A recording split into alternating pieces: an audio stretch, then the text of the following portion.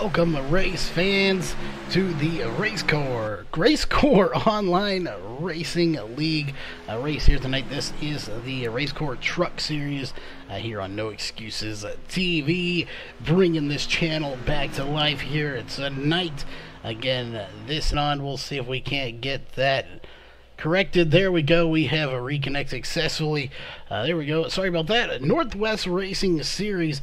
Make sure you check this league out if you are a Northwest Club member here on iRacing. You can check them out. Again, they only take Northwest Club members, so check them out at Northwest Racing Series. They are also the one-to-go sponsor here. So every last lap is presented by Northwest Racing Series. Ohio IndyCar League came on board just a little while ago to sponsor, so make sure you check them out at Ohio IndyCar League. You can get all the latest information on them at facebook.com/Ohio IndyCar League. iBog, iRacing Broadcast Overlay Graphics, your sim race broadcast graphics source. If you need some graphics to get into broadcasting or just need to have some for streaming, whatever it is, make sure you check these guys out. Again, that is Jason Allison at ibog.co. And last but not least, of course, the Hershey Design Company. If you are an iRacer and you race, you're going to need a paint job at some time, so make sure you check them out. Just look up the Hershey Design Company on Facebook, and you can message them today. On the racing side of things, some general sponsors here for the series is, of course, Global Building Contractors. They are the title sponsor of the Xfinity Series. Here in this series, they are a general sponsor. The iRacing Drivers World, again, a big shout out to them coming on board here just in the last 2 weeks to sponsor this series. And the Xfinity Series as well. So big shout out to them. Make sure you check them out. Over 7,000 members and growing. If you need somewhere to share your iRacing thoughts, questions, comments, whatever it may be, check them out. And of course, the one putting all of this together here tonight, that is Leo's Coney Island in Rochester Hills. Make sure you check them out, specifically the Rochester Hills one. Again, that is Leo's Coney Island. They are the presenting sponsor here for tonight's race and this series in general. That being said, we have about 15 minutes to go here. They are out doing a pit party at the moment, as you can see them coming by the start-finish line there. So pit parties are underway. We do want to pull up our pre-race analyst here real fast to let you know what's going to be going on here tonight. 120 laps is what they have, as another driver just connected. That is Jack Fellers. So 22 drivers. Tonight is going to be partly cloudy, 2-mile-per-hour wind out of the north.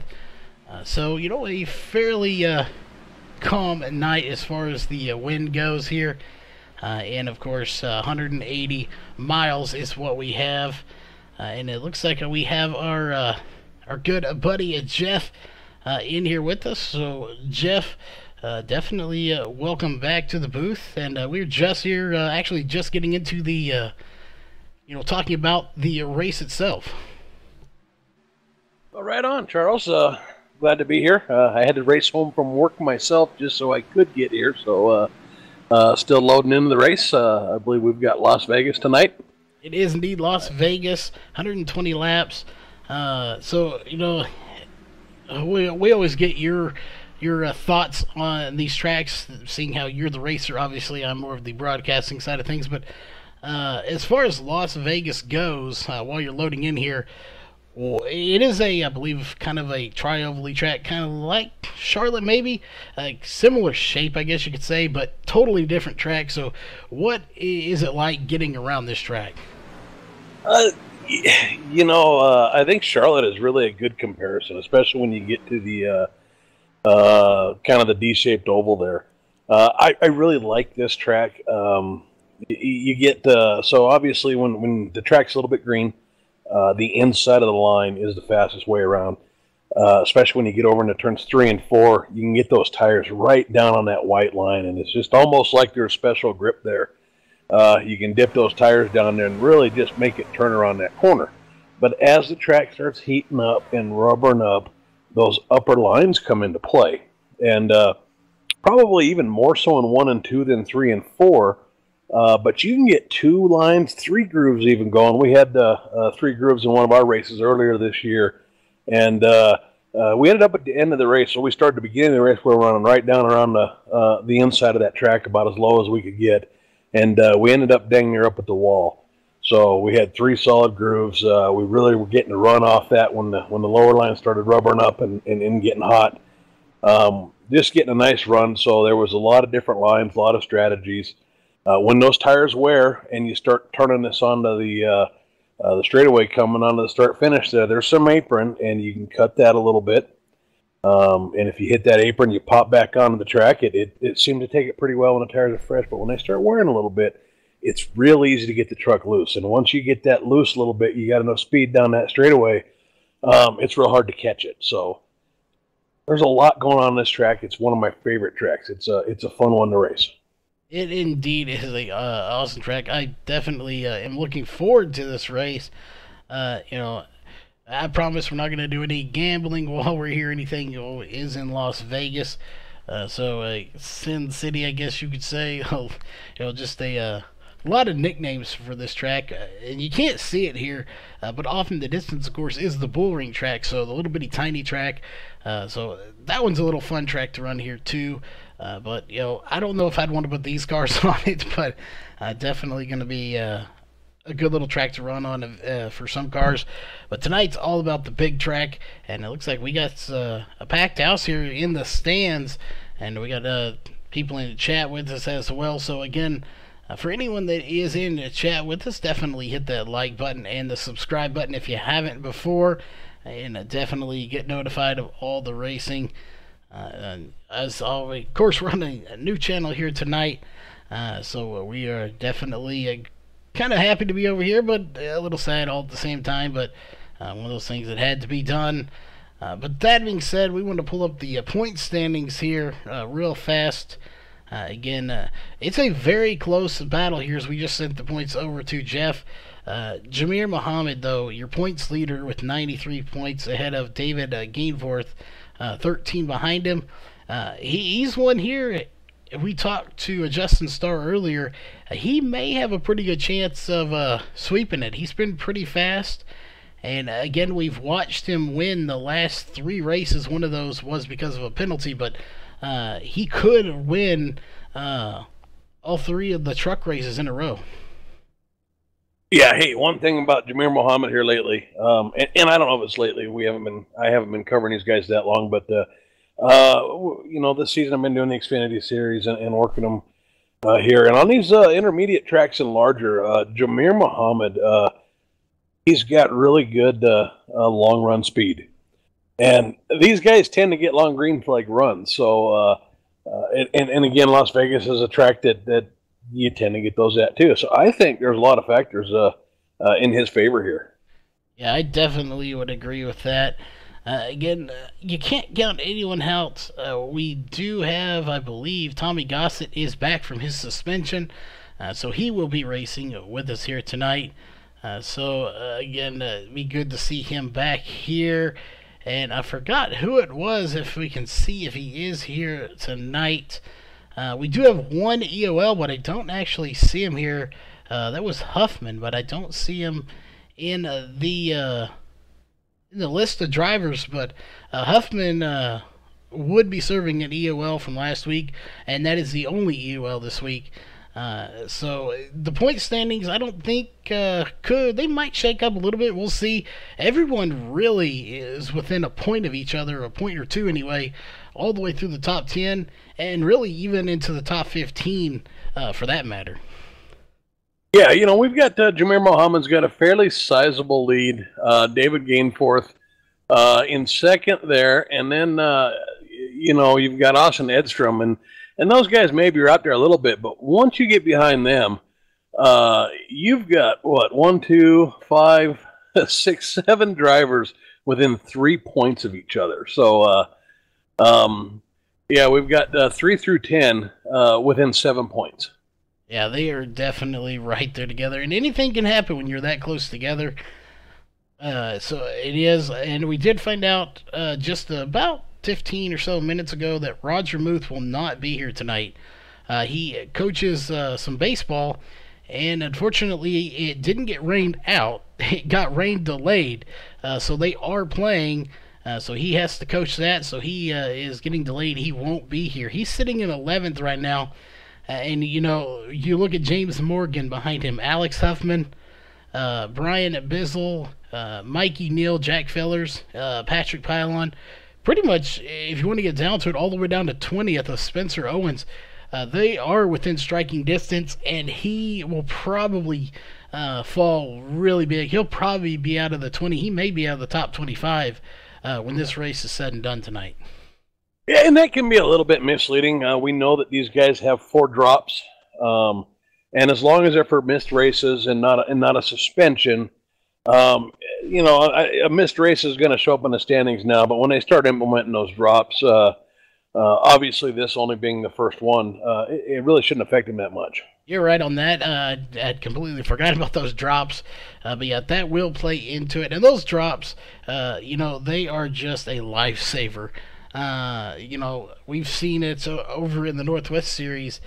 Some guys that weren't quite in the top 10, top 8 in points, but because of drops got put in there. So, those drops really come in handy when it comes to the end of the season. And these guys, assuming they don't miss something, because out of their control or whatever, some of them may plan, a vacation to miss a week or something. So you plan your drop weeks, and then hopefully nothing crazy comes in that you just miss one. Yeah, I mean, as much as we'd all love to have this as a full-time paying job and be able to dedicate all of our time to it, I mean, I think we're all fans. We all wish we were doing this full-time. We can't. We have lives, we have families, we have jobs. So the drop weeks are just pretty much necessary here. Nobody's paying us $50,000 a race. So we need the drop weeks because life gets in the way. And, these seasons are long. I can't remember how many races we've got in here. It's like 23 or 25. It's a lot. So definitely need the drop weeks. Yeah, and you talked about the drop weeks; those are good too. But also having a long season like that, not only do you have those drop weeks, but having a longer season allows you to gain some of those points back too. So if everyone counts all their drop weeks and they don't have any left, then it gives you that, maybe a 5-race little spot there, or 3 races, however many it is. So you kind of earn points back because, you talk about Roger Muth missing a race, but he's typically towards the front. So, he'll come back, he'll have that one, but he can get by some of these guys too on his own by being ahead of them in future races. So he not only have that drop week, but he'll have the ability to earn some of his spots. So, being fast and consistently up front is definitely going to be a big factor in a long season like this. As we have about 4.5 minutes left, we've pretty much gone over everything here. We might see if we can get, actually we can't because they're in a driver's meeting at the moment. But, back to the track itself anyway, I can't recall how many cautions when we were doing your race had, but as far as the track goes here, the tire wear better than anyone. As far as cautions, you think we're expecting quite a few cautions here, or maybe, not so many as long as they control the car when the tires wear off? So Las Vegas, it has a lot of grip. So this isn't one where we expect to see a lot of slipping and sliding. Now, one of the things that can happen here, and I'm not, we run the fixed set in this league, and I'm not real familiar with the fixed set in the trucks, but sometimes you've got so much grip that you can carry enough speed through the corners, you'll overheat those tires. And you'll see guys kind of spinning a little bit coming off of 2, maybe getting into the wall there a little bit, but more so in 3 and 4 there. I don't think with these being the fixed sets that we're really going to have that problem. So I would expect that this grippy track, I think we should expect a lot of green flag racing tonight, especially with this crew. Yeah, definitely they got a good crew here. Doing a note here, we watching Trevor Graffam. He keeps connecting and disconnecting as he is losing connection there. So You know, we'll have to keep an eye on that. We've seen that plague a few of these drivers here, having connection issues. It seems like it comes up and rears its ugly head in the closing laps of the races for the people that it does happen to. So we'll definitely be watching that to see. So will connection issues be a factor in this race for a driver like Trevor Graffam? And will Jamir Muhammad go and try to win his 4th straight race and a 3rd here in the trucks? Again, all that's going to be answered here in about 2 minutes or so before we get into qualifying. It's going to be very interesting to see Craig Covington, though, in the 96. He's usually in the top 15, top 10, but he is fastest here in practice. Yeah, it's, Craig Covington's a fast guy. We've got Mikey Neal. He's up there in practice times, too. We're kind of used to seeing that. Austin Edstrom also up there on the top of the board. Alex Huffman, Jamir Muhammad. So, Bryson Barker. We've got a lot of familiar names, but yeah, you're right. Craig Covington is a guy that's usually solidly, he's consistent. So seeing him as the top guy on the board is I think, new to us. Yeah, and one I definitely want to point out with the minutes ago, we just talked about, and that's Alex Huffman. He is your EOL driver for tonight, which, we'll keep a close eye on him. He's 4th fastest, which means we know even with the fixed setup, he's got a very fast car, or truck. In this case, it is a truck series, but a very fast truck. So, hopefully, he's got to do what he has to do to get to the front, but you've got to be patient at the same time. It's 120 laps here, so they have plenty of time to get to the front, but he's got to be patient. He's back there where the cautions tend to happen in the back of the field, so he can't press anything. If he presses anything too early, that could be detrimental. He possibly could get into something in the back of this field and then not be able to work his way back up to the front. Yeah, I know from a little experience here recently that going to the back can be real tough. And especially if you're, Alex Huffman's a fast driver. He's always kind of one of our faster drivers here, and so going to the back, it's difficult. A lot of times, bad things happen in the back, and you've got a lot more opportunity to get wrecked or dinged up or something like that. So it's a matter of being patient, and then to balance that with just not spending any more time back there than you have to. So, but you certainly can't get impatient, right? That's when bad things happen. Yeah, impatience leads to trouble most of the time.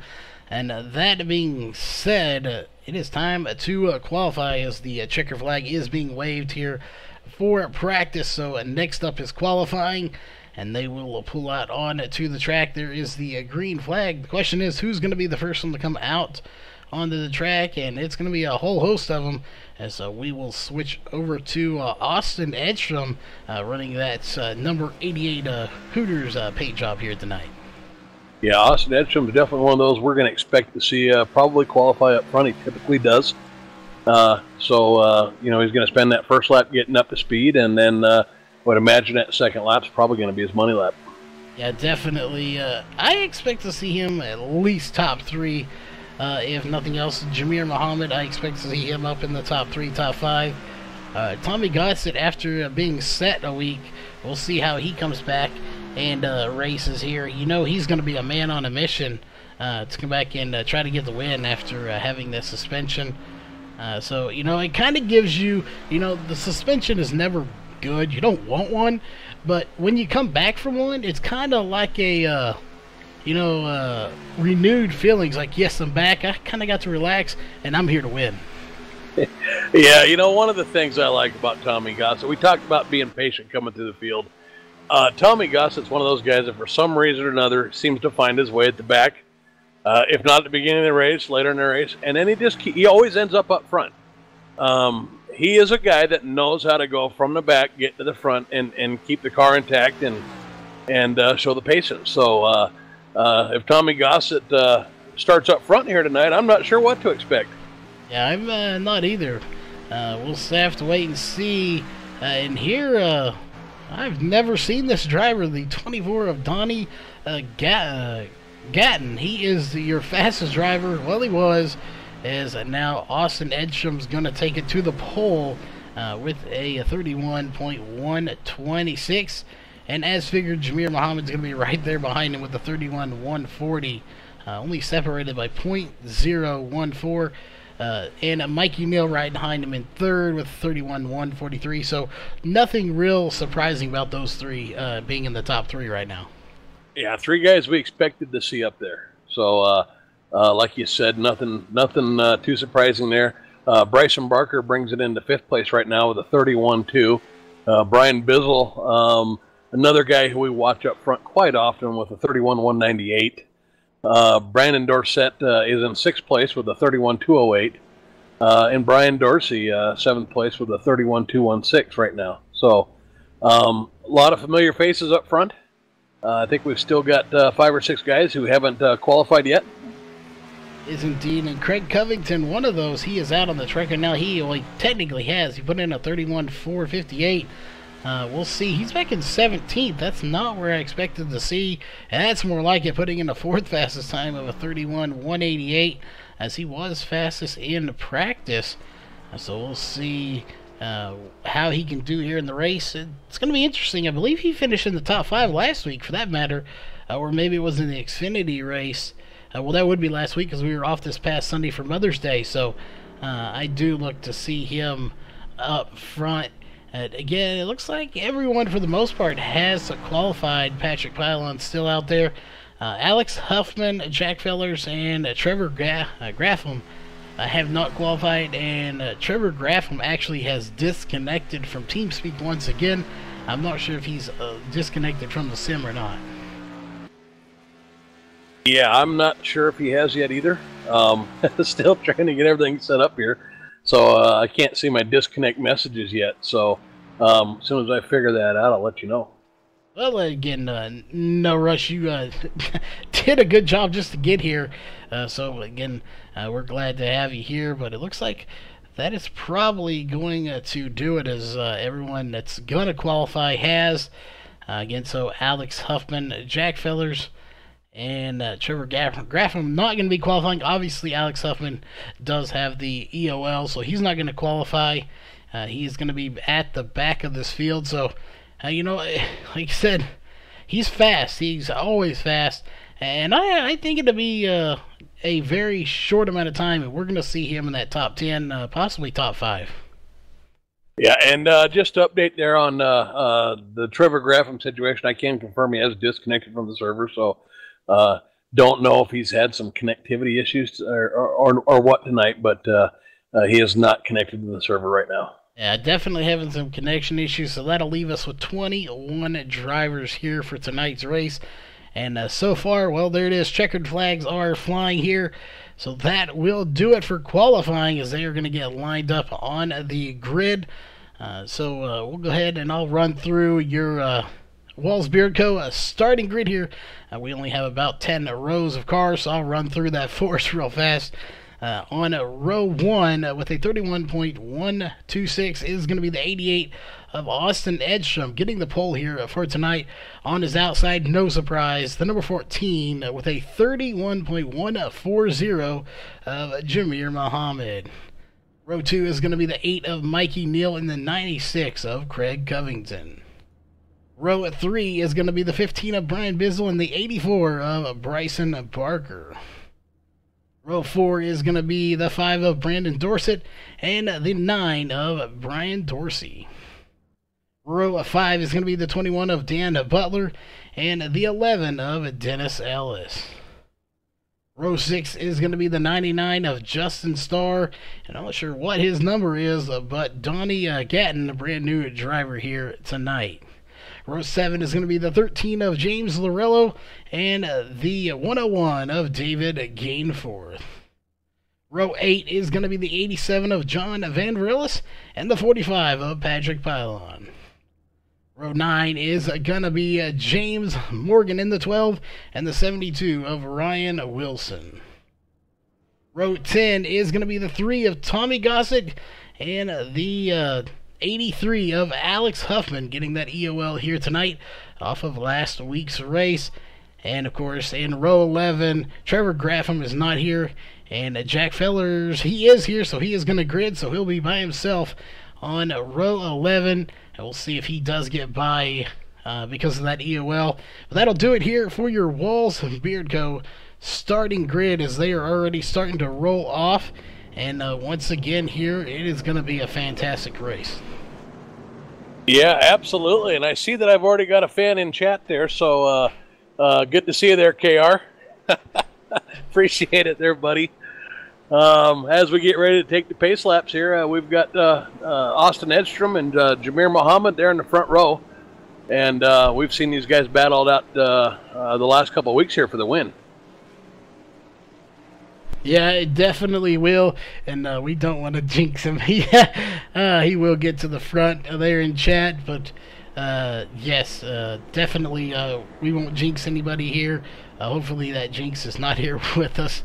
But again, what a race it's going to be here. Make sure out there for everyone in chat, definitely hit that subscribe button, hit the like button if you haven't before.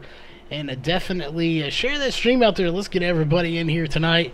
120 laps of just pure awesomeness is what we have in store for you here tonight. Again, it's going to be a fantastic race as always, and I've definitely been looking forward to it. Two great truck races this week. Obviously, Thursday night we have, Jeff, we have your league over there, Northwest Racing Series, so another great one. But there it is, pace car diving off, green flag is in the air once again. We are racing, and Austin Edstrom got a huge jump on this field. Yeah, Jameer Muhammad was a little bit slow there.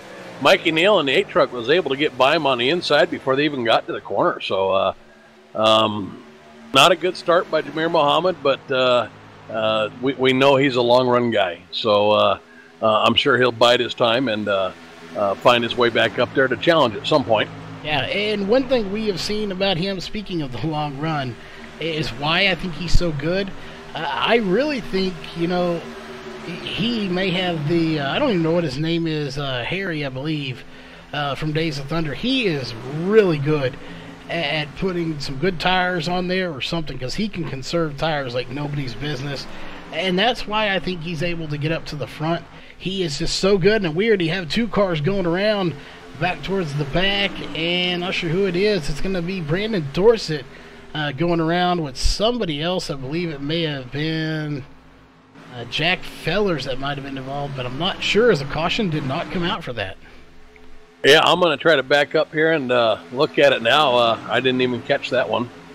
It was a very quick one there. I know the 5 of Brandon Dorsett was involved, as he is still off pace, but I'm not sure who else was there, because it didn't look like they suffered too much from it. They're definitely going to have some damage, as Brandon Dorsett is going to pit road. And while we do that, Jameer Muhammad had just passed Mikey Neal for second, so he may not have got the best start, but he's definitely coming to life here already on lap 4. Yeah, a little early for us here. You know, we talked about saving tires. Man, there's an art to being able to be fast in the early stages of a race and still have the best tires left at the end. I mean, that is truly what separates the best racers on this service from the rest of us. And Jameer Muhammad, in the last 2 or 3 races we've seen, has demonstrated that he seems to be one of those guys. He can run up there, he can challenge, he can put pressure on Austin Edstrom right here in the early stages of the race, and he doesn't seem to burn his stuff up. Yeah, he just doesn't. He's just so good at it. And we'll see if he can get by him here. We may have a bid for the lead, as he is right there, but couldn't quite complete the pass that time by. So he'll just keep. And that's the thing, that Austin Edstrom, he's good at it, but so is Jameer Muhammad. He is very good at it. He's patient. He is very patient. He won't try to force an issue. If he doesn't think he can get by, he will settle for second. But if he thinks he can, he will take his time, and he will get by you in the cleanest, best time possible. And that may be, you know, he may race you for 10 laps or 2 laps. It really doesn't, it just depends on when he thinks he can get by you. But when he thinks he can, he'll get by you. You know, and we've talked about Jameer Muhammad and, you know, the long run that he showed here the last few races. We can't sell Austin Edstrom short. He is consistently one of the fastest guys in this series. It doesn't matter if you're driving Xfinity cars or trucks. Austin Edstrom, he runs up front. I mean, he is a very fast driver. He is indeed. And again, he's probably had the most disappointment here in the series. Not necessarily because of his own driving, just getting bumped and DQ, disconnected, different stuff. So, he may not have the finishes all the time to show what he is capable of, whether it's this series or the other one, but he's up front all the time and just frequently has disconnected there once and getting DQ'd after a bump once. So he definitely is a lot better than some of his race results have shown. And he's actually sticking it to Jamir Muhammad right now. He's not letting him by. No. We know that Austin Edstrom is definitely probably, he's absolutely one of the fastest guys, in this series. And, especially in the short run here, we know that Jamir Muhammad's a long run guy. So we just wouldn't know what to do if Jamir Muhammad got by him early. Austin Edstrom is going to make him work for it. And, we'll see if it happens here around lap 20. That's when it happened last time. In the last race we watched, that's where Jamir just kind of started just having a little bit better tire wear. Yeah, it definitely did in the long run. And looked back here, we want to check in with some of these drivers. Craig Covington, he was, of course, the fastest in practice. He's currently 7th. He started 4th. So he's falling back here a few spots. I was not sure maybe if he's not happy with the way the truck's handling right now. Or possibly, we didn't get a good chance to look at it there in practice. He may be good on the long run. That fastest lap may have been, 30 or 40 laps into a run. And they were drafting a little bit, I guess, with each other. This isn't necessarily a drafting track. But, he could have had a little bit of help there, or it could have been on the longer run. So we'll have to keep an eye on him to see maybe if he's like Jamir Muhammad. Is he going to come to life later in this race?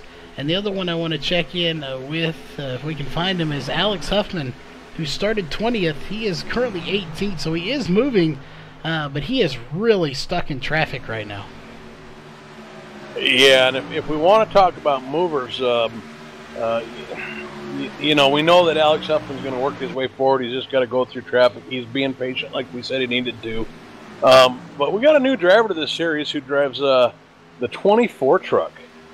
And he's moving through traffic fast. He's he's on his way up to the front here, it looks like.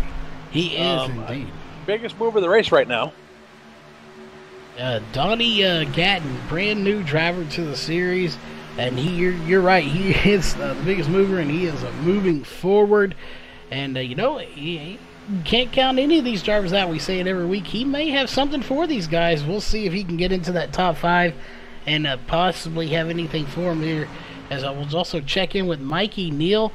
He hasn't necessarily lost this front 2, but he is definitely back a little bit.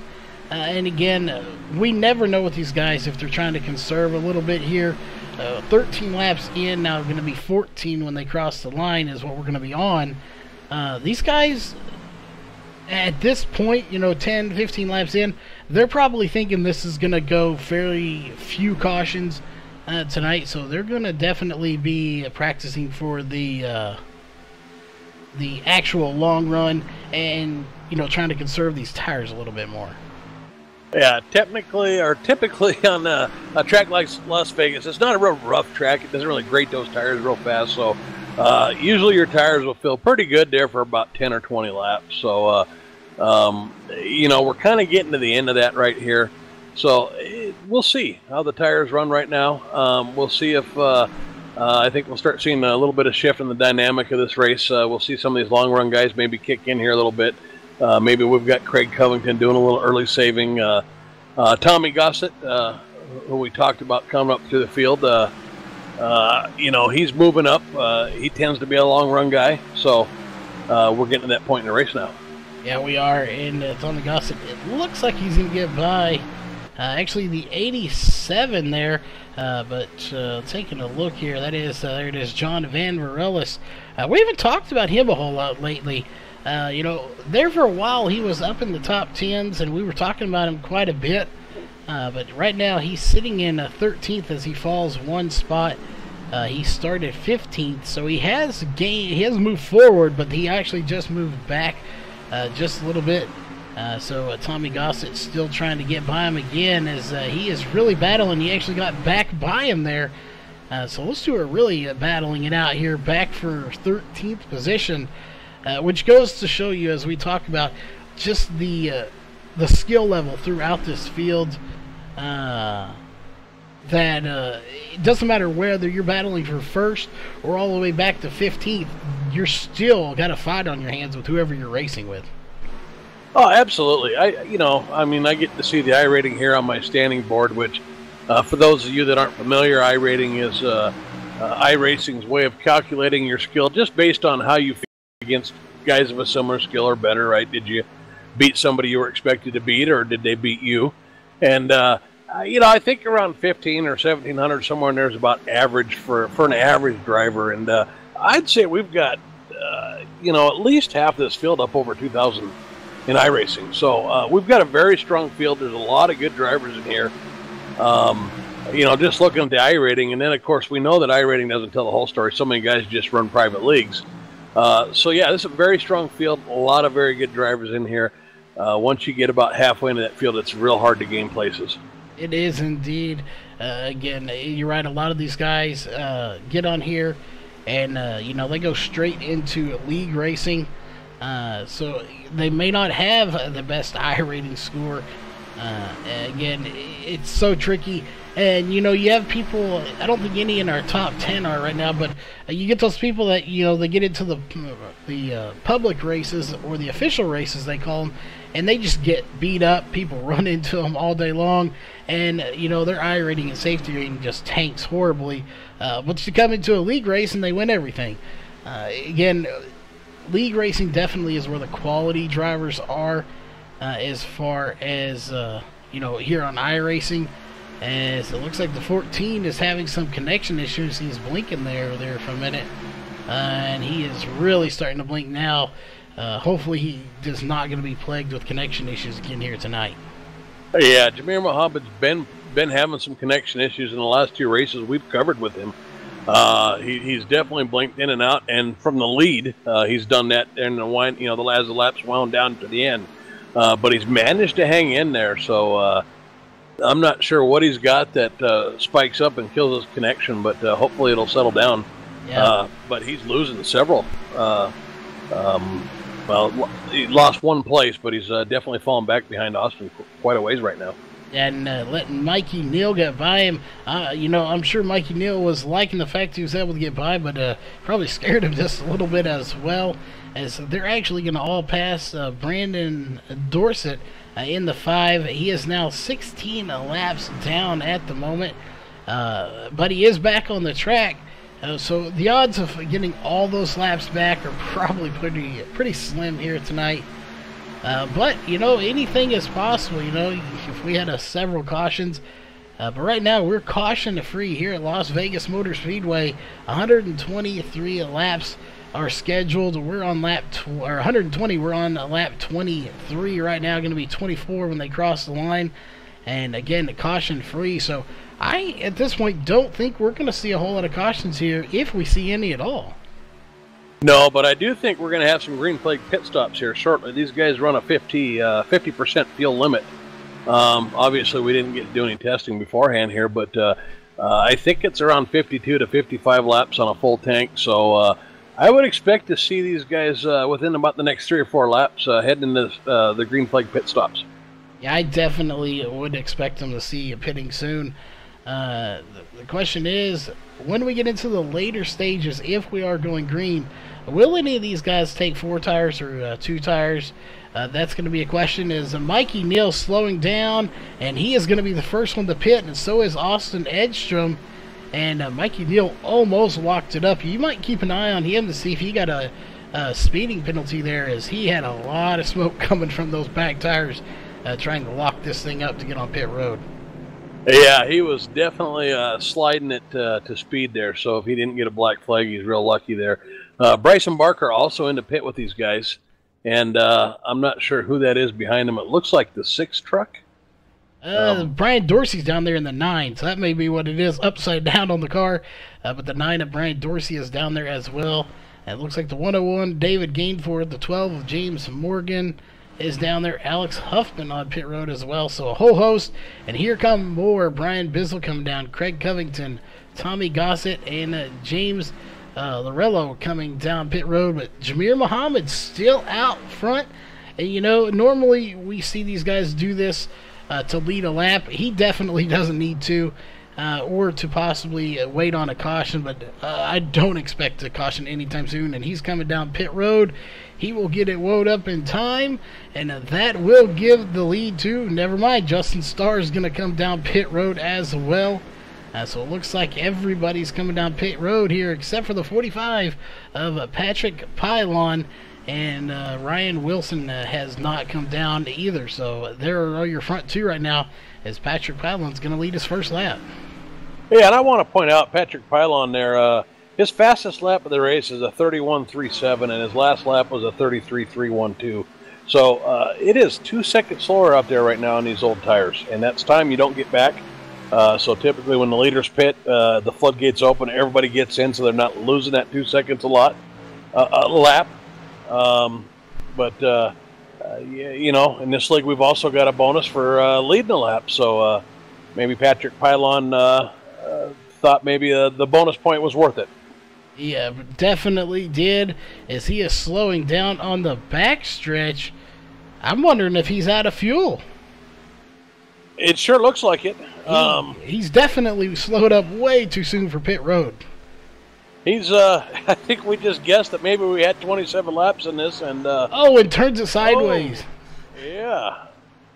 If he's out of fuel, that's not what he wanted for sure. He's definitely out of fuel. It looks like he tried to start it back up and spun the tires there, so he's going to have to tow. So I would expect that staying out there for that one last bonus point cost him a whole lot more points than he got with that bonus point. Yeah, definitely. You know, it was a good call, I think, to try to get that bonus point. However, in the long scheme of things, if you're that close on fuel, it wasn't the best call. But however, you know, we're up here in the booth right now. We don't know what his spotter was telling him. You know, his spotter may have told him, you know, 2 laps left of fuel, and then you come around to the next lap and your spotter's like, all right, you got half a lap worth of fuel. So those spotters are not always the most accurate here on iRacing. So he may have thought he had enough fuel and ended up not having it. So anything could have happened out there. Well, I would imagine if he didn't think he had enough fuel, he wouldn't have stayed out there. But you know, if you're rolling the dice there, it's kind of one of those risk-reward things. You know, how much are you willing to give up to get that point? Yeah. You just kind of hope you come out on the winning side, I guess. And the winning side right now is going to Austin Edstrom, as he is out front now, and he has led 25 laps. Jameer Muhammad has led 2, and of course Patrick Pylon has led 2 laps, and that could have been the downfall too. You know, he got the point for leading 1 lap. He definitely, in opinion of the booth up here, probably should have sacrificed that 2nd lap lead and come into pit road. And you know, maybe he missed it coming in, but that 2nd lap that he led is definitely what caused him to run out of fuel. Yeah, and to your point, getting onto pit road here at Las Vegas, right there in the middle of that corner, is not easy. So it is easy to miss that corner. That pit entrance there coming off that corner, there's not a lot of good shoulder to duck down onto without giving up too much speed. So it's really easy to lock him up and miss that. And I didn't see it, but if he actually led 2 laps, I would have to guess that that's probably what happened. Yeah, and you know, like I said, it stinks. He very well could have missed it, but he will get the bonus point. But unfortunately, he is now 2 laps down. He is back on the track, though, as we'll take a look. But he is, again, 2 laps down, back in 20th. He started 16th. So he's got his work cut out for him. And, you know, he's right at the moment not even in the spot for the lucky dog, as that would go to Dennis Ellis, who is 1 lap down in that 11 machine right now. So, you know, he's definitely got to get by the 11, but he's got to get by the leader first to get 1 lap back, so that he can actually fight for the lucky dog. So, again, detrimental to his point standings as he's sitting in 17th in points right now, and he's only 1 point away from Jack Fellers in 1 spot ahead of him, and Mikey Neal and Brian Bizzle just a few spots or points ahead of him as well. So he is one of them that's in a very close battle. So that could be why he definitely, well, it probably is why he stayed out there to get that bonus point. Yeah, and I just want to point out too, while we were talking about that, Jameer Mohammed on 2 laps fresher tires overtook Bryson Barker there for 2nd place. He's knocked about 7/10 off of Austin Edstrom's lead, and seems to be turning laps in about 2/10 a lap faster than Austin right now. So look for it looks like Jameer Mohammed has found that speed that he was lacking on that first run there at the end of it. Yeah, and two, I definitely agree. He's found the speed, but you also, as we're looking here, to keep in mind, Austin Edstrom pitted. He has 11 laps on his tires. Jameer Mohammed has 9. So he pitted 2 laps earlier than him. So that could be very interesting here tonight to keep an eye on. If 2 laps is about 2/10 slower here. Well, think about this too. We've got 127 laps here tonight, and we've got a 27-lap fuel window. So, you know, I'm not great at math here, but you know, 30 laps per fuel window would work out just perfect to get you to 120. So we're a couple laps short per run. These guys will have a couple laps left over that they're going to have to come in and probably get a half a tank of gas there at the end, unless we get a couple cautions. So we're so close to that fuel window that stretching it out a couple laps on each run is definitely a viable strategy. You may be able to just get a quicker pit stop there at the end of the race, or maybe there's enough caution sprinkled in here where you got to make one less pit stop than everybody else. Yeah, so many strategies going on in here. And speaking of strategies, Tommy Gossett up to 6th place right now in that 3 machine. He's working his way up. Craig Covington as well, sitting in 8th place right now. So those guys are moving forward here. Somebody who's a little further back here, is he apparently didn't get a penalty, but he did have a something go haywire. So that is a Mikey Neal. He's back in 10th place right now. Yeah, Mikey Neal lost 7 spots there on that pit cycle. So I'm not sure what happened. We lost focus on him as we started watching everybody else pit. So I don't know if maybe he spun it out coming out of the pit box or missed his pit box going in there. We know he locked it up getting in there. So maybe those tires were a little slick. But through that pit cycle, he lost 7 spots. Yeah, and, you know, I'm sure he'll bounce back from that. That is not a death sentence by any means, as he is in the top 10 as he gets by the 12 of James Morgan. His next target is the 13 of James Lorello, if he can get by him. And these guys are definitely battling right up in here for about 5th place all the way to about 8th place. They're putting on a good battle for those positions. Yeah, we've had a nice side-by-side battle going on with our 2 biggest movers of the race, newcomer Donnie Gatton and then Tommy Gossett, the guy we always like to watch come to the field. The 2 biggest movers in the race, and they've been going at it pretty good here for about a lap side-by-side. They have indeed, and someone we haven't checked on in a while, we saw he pitted earlier. That is Alex Huffman in that 83. He's up to 12th place right now. Again, started 20th because of the EOL. He has gained 8 spots to 12th place.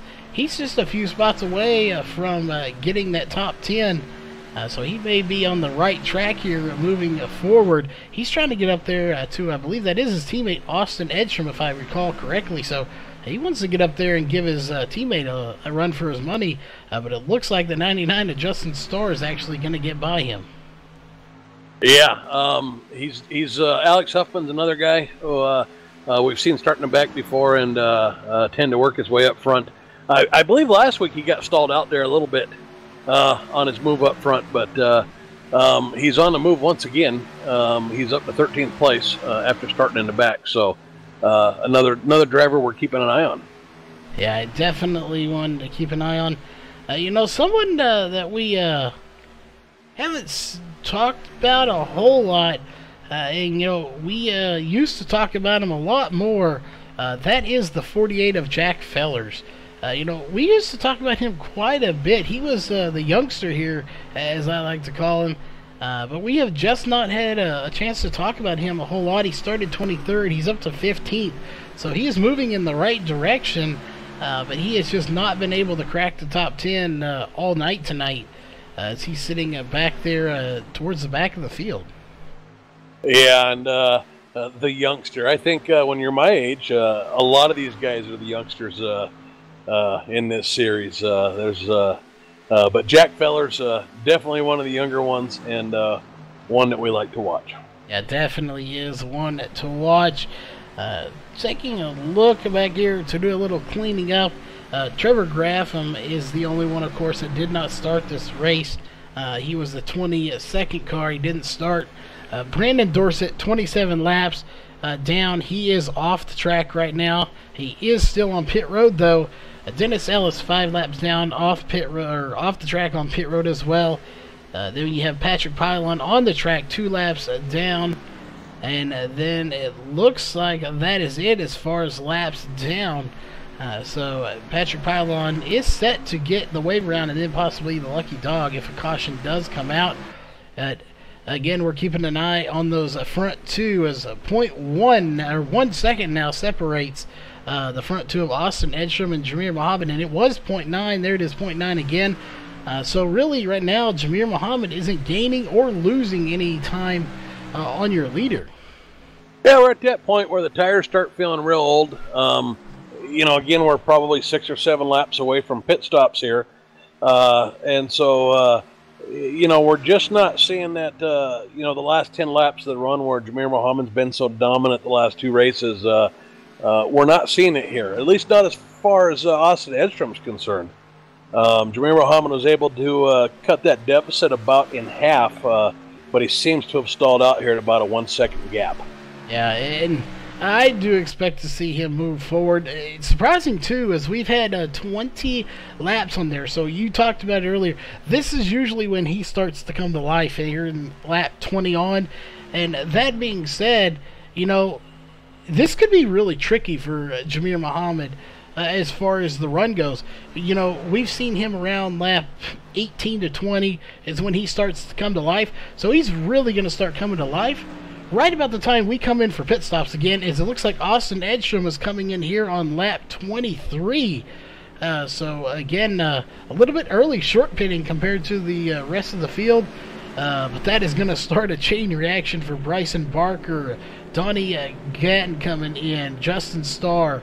So he just opened that can of worms, and everybody's coming down pit road. Yeah, it does feel a little bit like a short pit there. So, I suppose it's probably not. They're probably just splitting this 120 laps up into 22-lap segments. So I think they pitted last time on 26 or 27, so it would appear that maybe he's running 22-lap segments now. But, yeah, it feels a little bit short.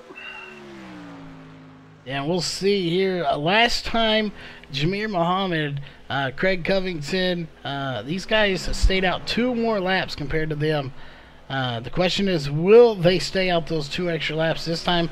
It looks like he will stay at least 1, as he is going to go by the start-finish line 1 more time. And again, like you talked about, it's not necessarily that they are short pitting. It looks like that to us. But these guys have strategies, and you've got to stick to that strategy unless a caution comes out, which we have not seen so far. So each one of these has their strategy. The question is, which one will be the winning strategy? Of course, we won't know that, till we declare a winner. Yeah, and one thing we learned about Jameer Muhammad, I think on one of the first races I did with this league, which was Auto Club, and he told us in that interview after the race, you know, if he doesn't feel like he's you know, getting there, driving there, you know, gaining on somebody on the track, he likes to get off on pit strategy. He likes to change up his pit strategy, get a little bit off from everybody else. So often that pays off for people. You know, sometimes I get stuck in my ways, and you know, I keep thinking, hey, you're losing 2 seconds a lap. What are you doing out there? You need to get in. But getting off cycle, because the first time the caution comes out, it just changes everything. And if you're off cycle, you've got maybe 5 laps fresh on your tires there, but you've got options that maybe everybody else doesn't have. And it can work against you the other way, but we know that's how Jameer Muhammad thinks. Yeah, and right now we're looking here as more drivers are coming in. Craig Covington coming down pit road. Is Jameer Muhammad going to come down pit road? He's actually gone more laps this time than he had last time here. And we'll see if he does come in. And he is going to come in, which is a good thing for these drivers, because there were only 5 drivers on the lead lap, as now these drivers are going to start to get their laps back. You know, that would have been horrible had a caution actually come out there. We would have had a lot of cars a lap down having to get wave rounds. Yeah, and they're, you know, they had fresh enough tires, it probably wouldn't have mattered that much, but you know, that's one of the off-cycle strategies that somebody like Jameer Muhammad can create there when he's got most of the field a lap down for 5 or 6 laps. He can force them all to take a wave run while he comes in, gets his fresh tires, and comes back out in the lead. Yeah. If a caution does come out there. And we've seen firsthand, you've seen it firsthand, what can happen when a driver doesn't pit and puts the entire field a lap down, and a caution comes out, and it can cause some chaos. As you know, there's that 1% chance out there that iRacing goes crazy, and it can cause some serious chaos. Oh, it absolutely can. You know, iRacing sometimes, when we let them run the flags for us, which we do in this league, as far as I know, yeah, it can get a little confused when you got that many cars a lap down. And but it's not just iRacing that gets confused. I'll tell you, when you're out there on 5-lap old tires and having to take a wave around, it plays with your head a little bit. Knowing that you're going to have to restart on those old tires, and now you want a caution, and so yeah, just having that mess with the strategy certainly plays with your head. It does, indeed. And we'll take a look here real fast at our caution graph. Again, we have had 0 cautions here tonight for, of course, 0 laps. 65 laps to go, so we are approaching the halfway point here. When we get to lap 60, we will be halfway to 120. And at the rate they're going here, this race is not going to take long. Again, we've been here for about an hour here live on the broadcast. Of course, 20 of that was practice. So we have been racing for less than an hour, and we're over, or fixing to be right at halfway completed with this race.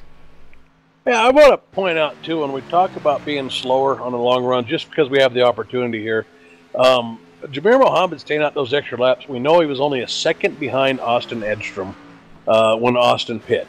And Jameer Muhammad came out of the pits almost 13 seconds behind Austin Edstrom. So that's how much time he lost running those 4 or 5 extra laps, you know, at 2 seconds a lap slower. So he's 11.5 seconds now. He's gained a second back, but you know, he's got a 12-second deficit. Yeah, he does, and just, you know, that is a huge deficit. But he definitely, you know, he's got a car or truck that I think he can get up to where he's going to get by the 9 of Brian Dorsey. And we'll look here at their last laps. He's trying to 31.321 to Austin Edstrom's 31.871.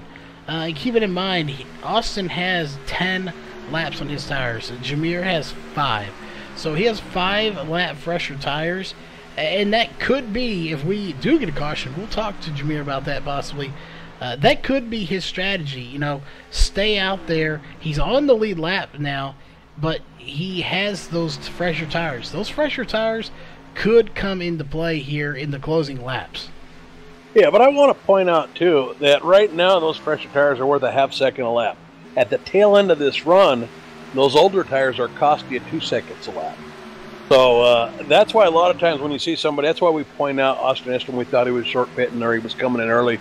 It was earlier than we expected, in which case, it means something to us watching the race here because we expect everybody to follow suit because you need a whole lot more laps at a half-second lap to gain back what you lost at 2 seconds a lap. So staying out on the older tires is a risky proposition when everybody else is pitting. Yeah, it's definitely risky. And it's like we talked about just a second ago. It's already risky, and the fact that we have had 0 cautions, and it doesn't look like we're going to see any at all here as we are halfway done with this race. We're on lap 61 of 120. Being that it's already risky, and then the fact that you might not get a caution to help you get caught back up and get on the lead lap again if you do go a lap down, that means you're going to have to actually race your way back to the lead lap or actually race your way to catch up to the leader again. So that really compounds that the fact, or all of that, to try to get back to the front. And it's, we can sit here and go back and forth on this probably the rest of the race and talk about all the pros and cons and all this. But these drivers are out there with all this running through their mind, trying to figure out their strategy while they're running around this track 180 miles an hour right now. Passing cars, running side by side. You got tires that don't want to stick. And on top of that, they're all trying to figure out what their strategies are. There's a lot that goes on there, and it's so easy to just kind of get wrapped up in strategy and forget driving out there. And a lot of times that can result in a caution, right? I'm 12 seconds behind now. What do I got to do to get that back? What kind of strategy change do I need to make? Yeah, and speaking of 12 seconds behind, well, Jamir Muhammad's not anymore. He has moved from 7th to 4th in about 2 or 3 laps. He's now only 9 seconds behind, and he is coming in a hurry. 31.948 to a 32.302. So he is a rocket ship out there right now. He's working his way back to the front. And the question is, and we talk about this, once he gets up there, will he have any tires left to do it? And also, we just mentioned this a second ago, once he gets up there, it seems like this has happened so far. He gets up there to the leader, and it's time to pit again. So, he has led some laps because of pit stops, but, will his strategy work out here as far as pit strategy and getting to the lead? Because, again, it seems like every time he catches the leaders, it's time to come down pit road, and then he's right back where he started again. I think whether or not his strategy worked has a lot to do with when the caution flag flies, if it does, right?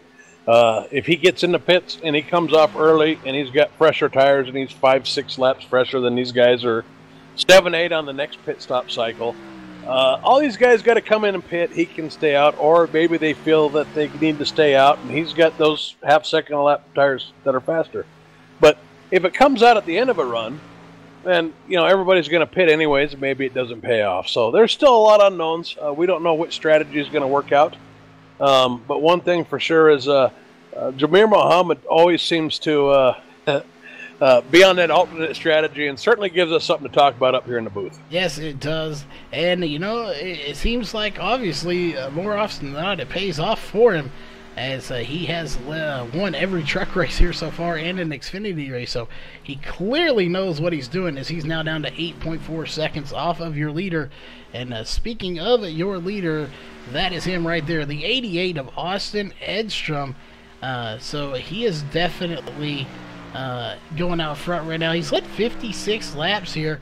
In the next probably about 6 laps, he will officially lock in the most laps led. And again, that's exactly what he needs to do. He is sitting right now 16 points out of the lead in 3rd place with 77 points to Jamir Muhammad's 93. So again, maximum points is what he needs to do. If he can, obviously he's going to get the 1 bonus point. Looks like he'll get a bonus point for leading the most laps and getting the win here. He definitely could close that gap a little bit. Yeah, and I just noticed one thing too. We were wondering what happened to Mikey Neal. He came in that first pit cycle there at third place, and so I noticed that he hadn't moved back up. So I just went and looked. He's got quite a bit of right side damage. So we missed something. I don't know if Mikey Neal got in the wall or if he got into another truck, but he's carrying quite a bit of damage there. Yeah, you can definitely see it a little bit, kind of pancaked in there on the front right. So again, it may have just been a slight little tap to the wall, but it did indeed cost him quite a bit as he's back in 11th. Good news is he's still on the lead lap, as right now Ryan Wilson is 1 lap down, Patrick Pollard 2 laps down, and Donnie Gatton out of the race, Dennis Ellis out of the race, Brandon Dorsett still on pit road, 52 laps down right now, and Trevor Graffam didn't start here, so very few drivers out of the race so far, but none of them are the ones that we expected to be out. Donnie Gatton, haven't seen him before. Dennis Ellis usually finishes in the top 15, so interesting to see him out, as well as Brandon Dorsett, who usually finishes fairly well for himself. Yeah, and Donnie Gatton, I don't know what happened to him. He was one of the guys that we had highlighted as one of our big movers. He's the 24 truck, new guy to the series. He was up there. We were watching him battle Tommy Gossett a little bit earlier. We didn't see any cautions. I didn't see anybody look like they were off pace. So, there's something else we missed. I don't know what happened to Donnie, but he was coming through the field. Yeah, he was indeed. Something went wrong there. We just don't know what it is. And I don't think we have him here in TeamSpeak with us. So, that is very unfortunate that we don't. But Tommy Gossett moving through the field right now. He is in 5th place to look to see where he started. He started 19th. So he has gained a ton of spots in the number 3 machine. Yeah, this is what Tommy Gossett does. We talked about it before the broadcast. We talk about it before every broadcast. And he never disappoints. So Tommy Gossett usually finds his way up into the top 5, and he usually starts in the back, and that's just something we seems like we can count on every week. Yeah, and he's actually going to bring it down the pit road now, and he is going to get some tires and fuel, and that'll give the lead to Bryson Barker, as Austin Edstrom is going to come down pit road as well. So several drivers going to be coming down pit road. Austin Edstrom, his stop is done here. Mikey Neal on pit road as well. Old say Brian Dorsey on pit road, James Rello, David Gainforth. So a lot of drivers coming down. Now we have Bryson Barker coming down, James Morgan and Craig Covington, as well as Justin Starr. So once again, we have Brian Bizzle and Jameer Muhammad staying out. Yeah, now Jameer Muhammad's only got 20 laps on those tires, so I think we might see him stay out another 5 or 6 laps here. So the question is how many guys will he put a lap down, and will we get a caution while he's staying out here, right? If you're a guy that just got tires and you're lap down right now, you're pretty nervous these next 5 or 6 laps, hoping the caution flag does not come out. Yeah, definitely. As right now we have 5 cars on the lead lap. And again, like you said, he's only got now 21 laps on those tires. And if you can go about 27 on fuel, we saw these guys last time go about to lap 26, or that lap 20, a stint of 26 before they pitted. So he could potentially put everyone but himself a lap down. But there goes Austin Edstrom. He is actually going to physically get his lap back by passing the leader on those fresh tires. Yeah, and so, again, this is where we, if you don't get that caution, this is where it probably doesn't pay off. Austin Edstrom's 2 seconds a lap faster. We saw that interval cut from 1 second and end up at about 13 seconds when he stayed out the last time. So it looks like we've probably got about 3 more laps here, and he's losing. If we look at the lap times right now, Jameer Muhammad just ran a 32.7 to Austin Edstrom's 31.5, so 1.2 seconds. Not that bad right now. No, it's not. And what you have to kind of be leery about is looks like he is possibly, no, he's not going to come down pit road. is some drivers are. It looks like Jack Fellers is going to come down pit road. So if you're Jameer Muhammad, okay, so you're going into pit soon. You know, what you typically want, especially because Austin Edstrom just passed him. So the goal is to pit while they're still behind you a lap down. You come in, they get their lap back, but you're still possibly ahead of him. He's already ahead of him now, so he's got to pit, and he has less time to get on pit road, get his tires and fuel, and get back out before he possibly actually goes a lap down himself. Well, he's, you know, still almost a full lap out, and then you'd have to go down another lap. So I don't think that's an issue. Looks like he might be slowing down the pit now, though. Is that? Oh, nope. I'm wrong again. I think he's far enough out front that he's not got to worry about going a lap down. But right now, I think if you're him, you got a couple guys left to make green flag pit stops. When you get on these old tires, it's so easy to slide this thing sideways trying to get into pit road. It's probably the most likely thing to bring out a caution right now. Yeah. And so, you know, he may just be waiting it out to just get as many guys in there pitting as possible. But this is lap 26 of this run for him, so I would expect him to pull it in this time. Yeah, and he's got to keep in the back of his mind about the 45 of Patrick Pylon, I believe it was, who ran it out of fuel. And, you know, it was roughly in this time when he ran out of fuel. So he's definitely got to keep that in mind, that it could run out, as it looks like he is going to pull it down pit road. He's going to get it slowed down in time, so he will not get a speeding penalty.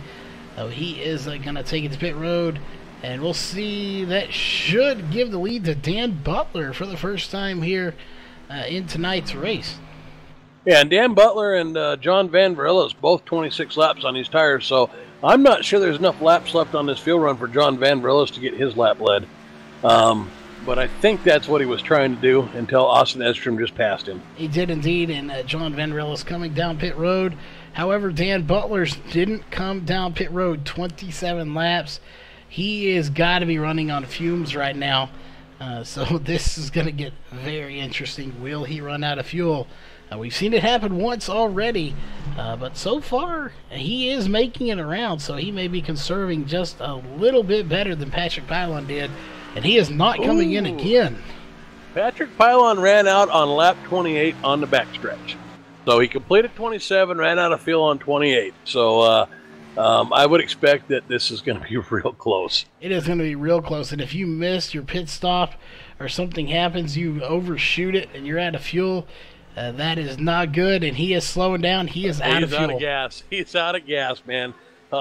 Oh wow. We knew he was really risking it there, and now he's just got to hope that he doesn't lose too much time as he tries to coast it in. Yeah, this is going to be the longest 30 seconds of this race for him. Yeah, and it looks like I guess you'd call it a mistake that the 45 Patrick Pylon made. He tried to fire it back up or something there and spun it out. He hasn't spun it out, so he is definitely going to make it to pit road as he's on it right now. The question is, will he make it to his pit stall? You know, that would just be the worst case scenario, to make it to pit road and not make it to your pit stall. Or to overshoot your pit box and not have enough gas to throw in reverse and back up. Yes. Something that is very easy to do here. It is indeed, and he's going to get it stopped in pit stall, so he will make it after running out of fuel, as we're on lap 84 of 120. Austin Edstrom once again in the lead. So again, just a good job for him to get it down to pit road and get it into his pit stall. Yeah, and Jameer Muhammad back to about 14 seconds back. So he went from, I think he'd cut that lead well into single digits, back to about 14 seconds now. However, his cycle now is 9 laps fresher tires than Austin Edstrom. So he has successfully gotten onto a different pit strategy. And if and when we get a caution this race, that could have a big impact on this race. Yeah, and right as you were talking about Jameer Muhammad having those fresh laps, he just got into the outside wall and smashed the right side of that truck just a little bit. So I'm not sure if that is going to hurt him enough here. It wasn't too bad of a hit, but you can see some distinct damage there to the front right of that truck. Yeah, there's a little bit of aero damage. I think on that front right, I'm a little more worried if it kicks that splitter up, because that'll get the truck loose. If you get that right, a kink there on the right side of that splitter, it gets a little more air into the truck, and it'll get it loose getting into these corners, especially in 3 or 4. And it looks like his splitter's okay, so I don't think that, just looking at that, is probably going to affect him too much. No, I don't either. Not too much damage, mostly right there around the fender for that tire. And again, I'm not even sure we have fender rubs here on that tire, if that it could pop the tire. We do know, you know firsthand, of course, that you can blow a tire here on iRacing if it gets too worn out. I'm not sure on damage, though. Yeah, I don't think that that fender rub contributes to the wearing of the tires. I don't know that we have that modeled. But I do know, and it's very difficult to do, but I'm probably one of the few idiots here on iRacing that's done it without trying, to run a tire all the way down to 0% and get a tire. And it's just like, you know, watching a race on TV. You go to make that corner, and you just sail straight through that corner right into the wall. Yeah. So it does happen. Tire pressure goes down to 0, and flat tires do exist. And yeah, it was very interesting to be there and see it happen. But it was just again interesting. But someone who is not worrying about flats, that is the 83 of Alex Huffman, up to 9th place right now. Again, started 20th, so he's up to 9th. He's in top 10 now, and he's trying to work over the 9 of Brian Dorsey to see if he can get up there. Craig Covington right behind him in 10th. So both of those putting together a pretty good run. Alex Huffman having a great run after starting at the back of this field.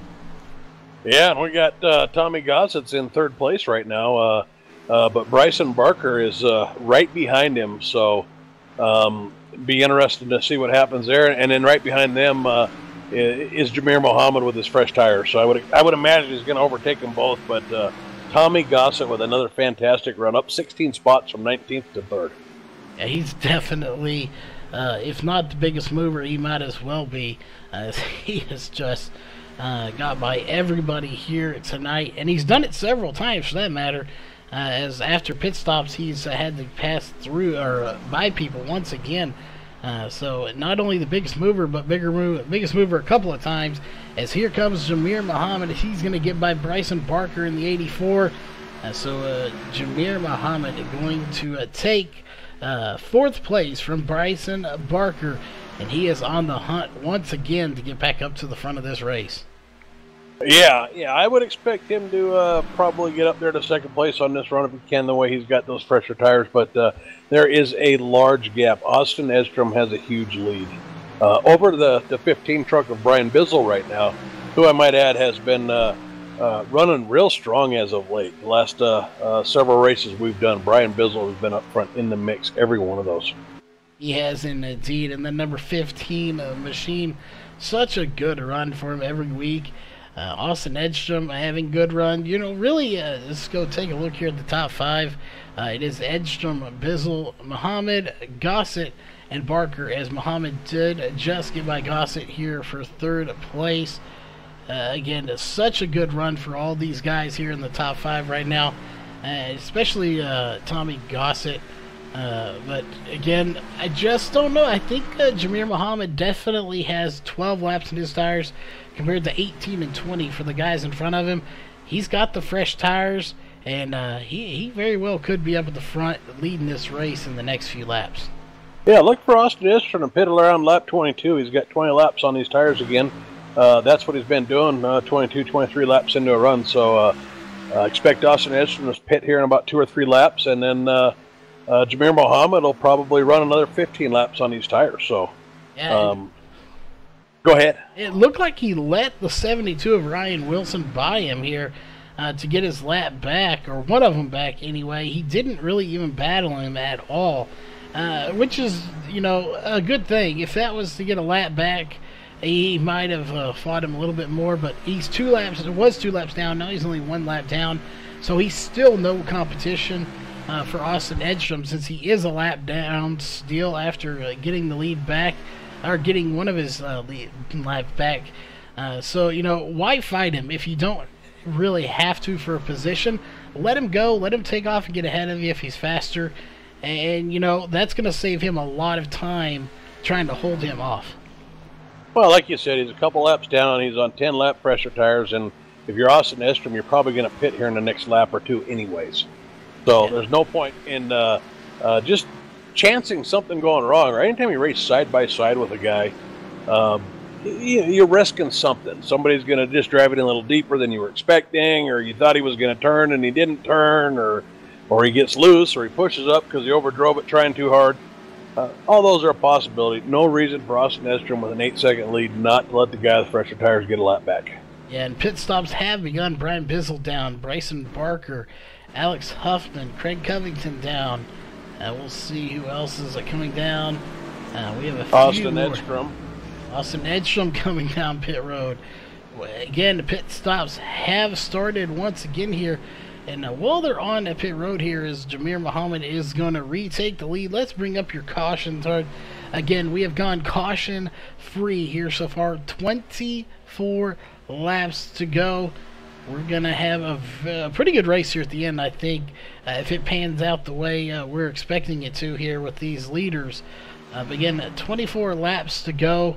We know roughly here that Jamir Muhammad can't make it on fuel. With 24 laps plus 16 on this stint, he can't make it on fuel. Nobody can. They're going to have to pit one more time. This should be their last pit stop, though. Yeah, well, so this is a critical round of pit stops. With the field as spread out as it is, the most likely place to have a caution happen right now is when these guys are trying to get into pit road there. Again, this is a tough pit entrance. So this is probably our best chance for caution. And, you know, we've got Jamir Muhammad out there probably having the majority of the field down for about the next 10 laps, probably going to have him down a lap. So this is the danger zone for everybody else on the track, not named Jamir Muhammad right now, and maybe Austin Edstrom, who may drive his back. So, you know, that may be what Jamir's banking on here, and there's a good chance he'll get it. Yeah, there is indeed. As we're looking there is the 88 right there of Austin Edstrom. He is in third, and he's going to get around the lap car, the 101 of David Gainforth, and that means the car right in front of him. You can see those two on the screen. He can see Jamir Muhammad, the leader, in his sights there, as he is going to drive around him like it's no problem at all, because it isn't a problem. As he is quite a bit faster than him, 31.5 to a 32.6. So Austin Edstrom back on the lead lap. Only 3 cars are on the lead lap right now. Yeah, so we saw how easy that's what a second lap looks like right now, and that is what Jamir Muhammad is losing right now if the caution doesn't come out. Another thing that Jamir may have in mind here is a 2-tire stop. He might be thinking about a 2-tire stop and a half a tank of fuel to get him in and out of the pit road 7 or 8 seconds faster. Yeah, he's definitely got to have a strategy here, and you know he does. The question is, we don't know it because we're not down there listening to radio chatter or inside his head, so we don't know it. But Jack Fellers is going to come down in the 48. So he will go down, and we'll see here if he's going to possibly take 2 tires or what he is going to do. As we'll see, there goes one side, so he is getting right side tires. Will he take left side tires is the question, and he will. So Jack Feller is going to take 4 tires and fuel. The real question is, what will Jamir Muhammad do here when he makes his last pit stop? But it's not happening right now, as he is still out on the track. Well, we know that they're going to have to make one more pit stop. Jamir Muhammad probably, yeah, I mean, this is going to be his final pit stop. So what do we got? 17 laps left. Yeah, I don't know if 5 laps left, so I'll have about 12. Yeah, he might be able to do 2 tires. I'm not sure how it's going to drive with 2 tires, but that can of fuel, he probably would still make up 5 or 6 seconds. Yeah, it's going to be a tough one here for him, I'm sure, to make that decision. But again, that's why he's good at what he does. And he can't count him out. I mean, 17 to go here, going to be 16 at the line. He has 23 laps on those tires. He's definitely losing time. He's the only truck out there with 32-second lap time, so he is losing a lot of time. So he is not going to come down pit road this time. Check in with Austin Edstrom here, as we'll see if we can tell the gap there between those two. So he is he's cooled away. He's about a turn, about one turn away from him. So Austin Edstrom is definitely pulling away, and if he doesn't pit soon, he'll probably be back to his back bumper here in the next 10 laps. But he's going to have to pit before them anyway. Yeah, Austin Edstrom, I'm still showing a 27-second gap, so I don't think he's going to be able to get back around to his bumper. But we do have a real nice battle behind these two right now for the remaining 2 podium spots there with Brian Bizzle and Tommy Gossett. They're just going at it, and then right behind them you've got Bryson Barker in this mix too, and then not sure, I think it's a lap car of 45 car of Patrick Pylon in that mix too. But we've got 4 cars there, just been trading places like crazy. Yeah, and it's good to see that these guys are still battling. The 45 definitely, he ran out of fuel. He didn't damage anything really, so he just had to tow just to get fuel. So he didn't have a whole lot of damages. They're possibly going to take it 3 wide, but they think better of it. Tommy Gossett back up to 3rd once again. So we've seen him be up there before, and we've seen him obviously be in the front before, period. So he is, again, 1 lap down. But, that doesn't matter because 3rd, my bad, all the way from 3rd to 16th or a lap down because Jameer Muhammad has not pit, and he will now. Jameer Muhammad on pit road. So now we'll see if he's got some kind of a 2-tire strategy or something like that, or if he just tops off, gets 4 tires, and let the chips fall where they may. We definitely will, as we're watching him on pit road. We'll see if he gets jacked up. The right side's going up, so he will take right tires. Will he take left tires is the question. And he is. He's going to take 4 tires and fuel. So this could get interesting here, as Austin Edstrom will be your race leader now. Jameer Muhammad going to be coming out in 5th. Now he'll go to 6th. And now everyone is not just passing him. They're getting their laps back and passing him. So he's going to be back in 7th position now. But again, he has no laps on his tires compared to 12 for the rest of this field. So if he ever had a time to push it and just drive those tires off that truck, now's that time. He needs a caution, right? He's got 12, 13 lap pressure tires. There's 12 laps to go. A caution with a 5-lap run would just turn this race upside down right now. He'd have those tires that are fresh enough to just kind of tear through that field. I think he'd force everybody else to get tires. But unless that happens, Austin Edstrom with a 10-second lead, this is his to lose. I mean, all he's got to really do is hope there's no caution and keep it on the track. Yeah, that's exactly what he's got to do here. As at the line, be 10 laps to go. Again, we want to mention, we talk about the skill level that, it's these guys have in this league, and really leagues in general. Again, just how good these guys are. We have gone caution-free for so far 100 laps. So, again, what an amazing feat here to go caution-free so far. We don't want to jinx it, but 10 laps separate us from going caution-free this entire race. Yeah, and with this, Las Vegas is a very grippy track, and we've got a 50% fuel load, so it's not like we're out there 50 laps on these tires. But irregardless, getting onto pit road in these trucks is very difficult. We've seen several guys lock up tires, slide them a little bit. I saw a couple wiggles there. One out of Austin Edstrom on his last pit stop. So it's still quite a feat to go, 112 laps now without a single caution. Yeah, it is indeed.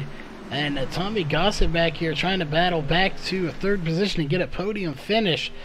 He is currently, of course, in the fourth position. Brian Bizzle just ahead of him in third. And that's a nice little battle going on right there for second, third, fourth, and even fifth getting in the mix here.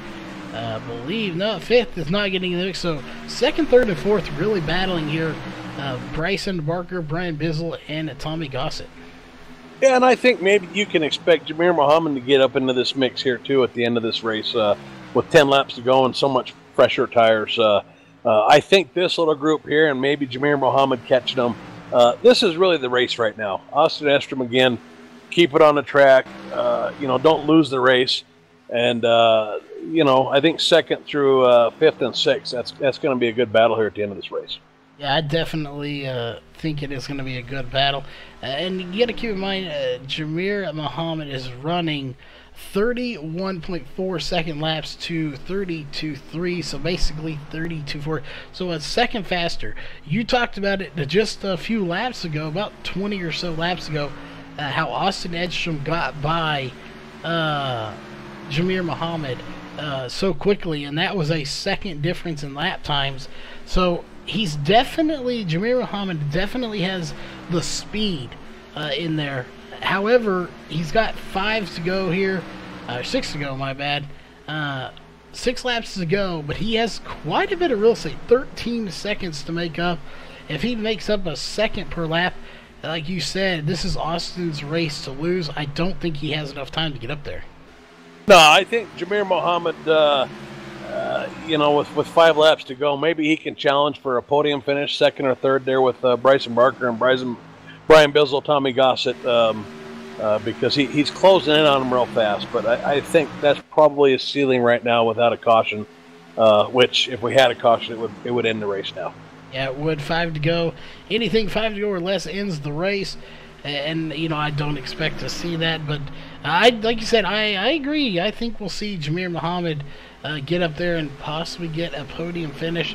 Again, he is your points leader. So, right now, Austin Edstrom will gain some points on him. He will cut away to that lead. And I have a feeling, based on the fact that David Gainforth is back in 13th place right now, Austin Edstrom will probably take second in the point standings from him. So we'll just have to kind of wait and see. But I believe that's will be unofficially the point standings for the top 3 anyway. I don't believe Jim Locking is actually here tonight. Yeah, I didn't see Jim Locking either. Tommy Gossett, I want to point out there, he was trying to pass up Brian Bizzle on the inside, and he pushed up, got tight, had to get out of it, lost a lot of ground, and Jamir Muhammad got by him. So Tommy Gossett's a ways back here, and Jamir Muhammad is already pressing here for third place. He is indeed. He is all over the back bumper, Brian Bizzle. And, it looks like they have a lap car. Is that David Gainforth that's in there? It is. And a veteran move by Brian Bizzle to use that lap car as a pick there and maybe try to hold Jamir Muhammad off. But with those, 15-lap pressure tires, it just wasn't enough. No, it wasn't. And, there it is as the leaders are going to be coming there to 2 to go. I have a feeling, like you said, Jamir Muhammad's probably going to get second place. I don't see why he wouldn't get by Bryson Barker unless Bryson Barker does a really good job of holding him off. But you see right there, it's not going to happen. Well, Bryson Barker is an excellent racer. So, if anybody could do it there for a lap or two on those older tires, it would be him or Austin Edstrom. But Jamir Muhammad is an excellent driver in his own right. So, didn't happen. Didn't see it happening. I think he's going to drive away from this group, and now what we're left to figure out here is can Brian Bizzle catch Bryson Barker here? Is indeed, as it is a 1 lap to go, presented by Northwest Racing Series. And again, who is going to get third place right now? I think it is going to go to Bryson Barker. But Austin Edstrom coming up on the line. I believe he's actually crossed it there, so we missed him crossing the line. But checkered flags are waved, so your race winner is going to be the 88 of Austin Edstrom here tonight. 120 laps, caution free, and Austin Edstrom bringing home the win. Yeah, what an amazing race! 100 laps, 120 laps with no cautions. I'll tell you what, these guys are probably just sweating like crazy. The legs are shaking a little bit from being on the pedals. They're looking for something to drink. You run a long race like that with no cautions, man, and it feels so good to finally pull over and get some blood flow going back to the extremities and get a little bit of hydration back in you. It does indeed, for sure. Been there, done that. These guys are going to pull it to a stop here on the start-finish line, of course, for their signature photo that they do here for the top three. That being said, we're going to step away. We're going to get those top three drivers on radio here, and we are going to have a chat with them to see their thoughts on tonight's race.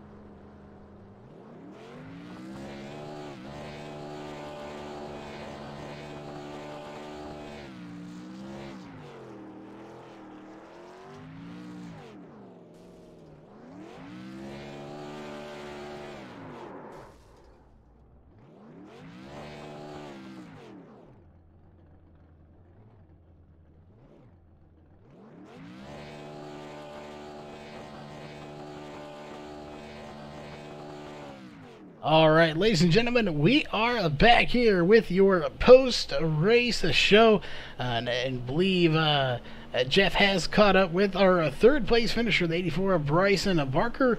So, Jeff, we will turn the mic over to you. Bryson Barker, you got a copy?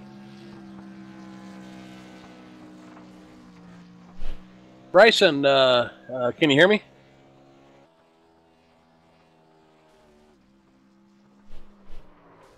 Well, maybe having some. Sounds like we have some technical difficulties there, Charles.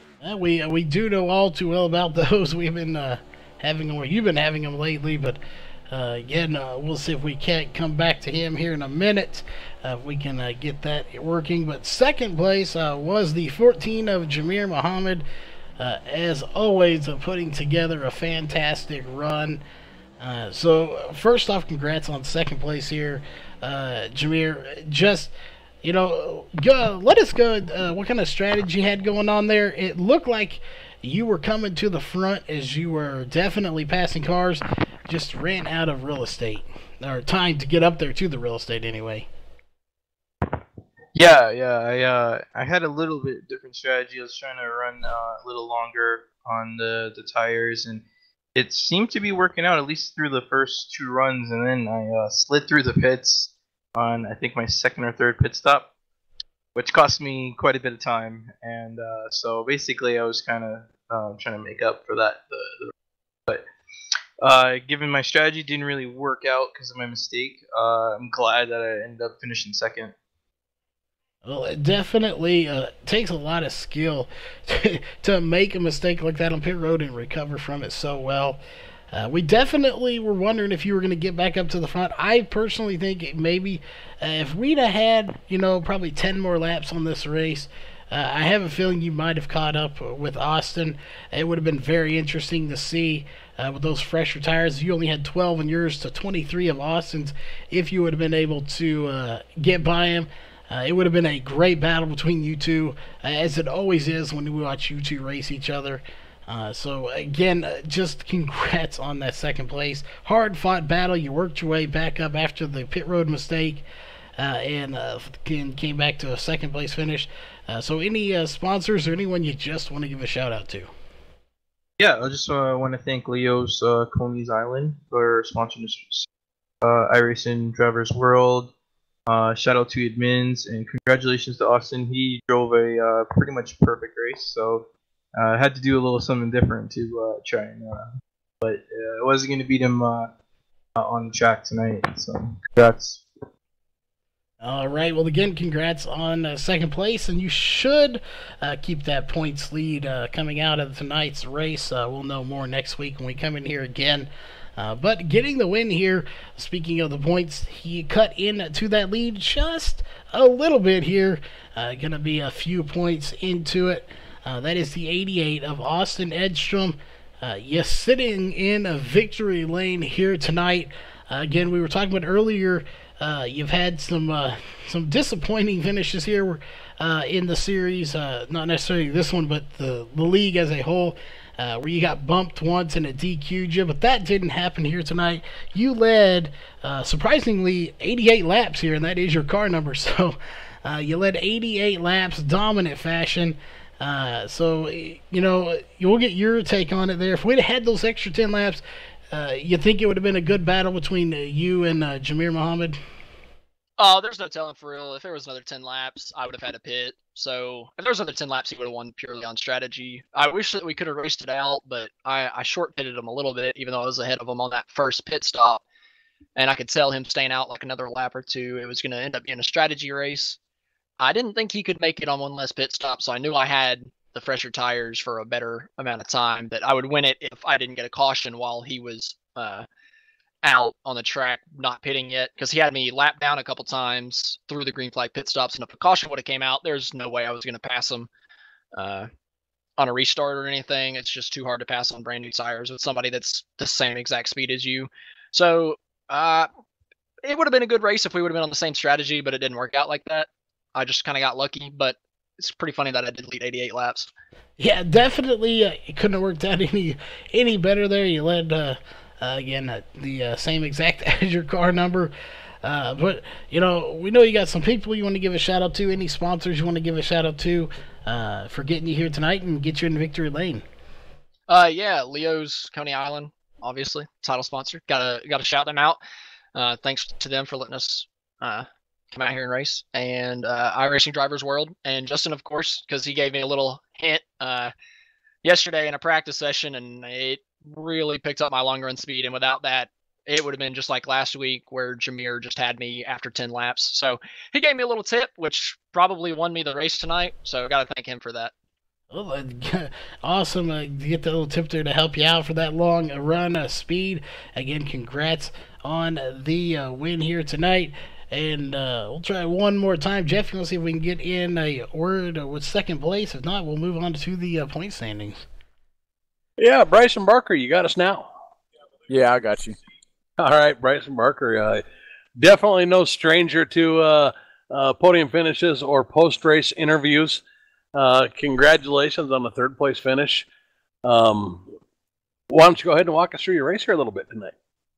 Yeah, didn't qualify as well as I wanted to, but the race started out pretty steady, and then through the strategies, I just got behind Austin, and Jamir is on a different strategy than me, so I was kind of playing keep up the entire race. And one of the early stops, I slid through the tires, or I slid through my box, so I had to audible and take 2 tires, so that hurt for one of the runs, and I was just playing catch up the entire race. But to finish top 3, I'm satisfied. I'm ready to go on to the next week. Well, it seems like every time we looked in on you, you were running side by side with somebody, and most of the time it was either Brian Bislow or Tommy Gossett. You guys traded places for probably about half the race there. How was that little pack running with those guys there? Yeah, it was fun, man. Anytime I can race with Brian or Tommy, it's a blast. And I knew I was probably a little faster than those guys. I got behind them on that last run, and they were racing each other, and I was able to get a run off of 4 and take it 3 wide to the bottom, and I was able to get around them. Yeah, it was good to watch. And then right there, I think with about 1 to go, maybe it was 2 to go, Jamir Muhammad, I mean, he was on that alternate pit strategy. I think he had about 12-lap fresher tires than you. We were wondering if he was going to catch you or not. We thought it was going to be close. He got to you, and did you think that maybe you had a shot to just hold him off there for that last lap for second place, or did you pretty much just concede it as soon as he caught you? Yeah, I thought Brian was going to help me out and hold him up a little bit, but Jamir's fast, and I knew that probably wasn't going to happen. But, yeah, once he got clear of the 15, I knew there's no fighting him. I might as well just give him the top and just take a top 3. Well, congratulations on a top 3 finish. Like we said, you're no stranger to those. Seems like every time we do one of these races, we're interviewing you. So, you got any shout outs for anybody, family members, friends, teammates, league sponsors, anything like that? Yeah, of course, Leo's, Coney Island, and iRacing Drivers World. Big shout out to those guys. We appreciate it. And just the admins and the other competitors out there. And thanks to you guys. All right. Well, congratulations once again, Bryson and Charles. We're going to go ahead and send this back to you.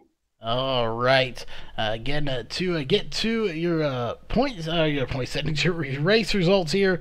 Again, we'll switch it up here a little bit since you were the last one there to do that interview. I'll run through our top 10 and let you finish us off here tonight.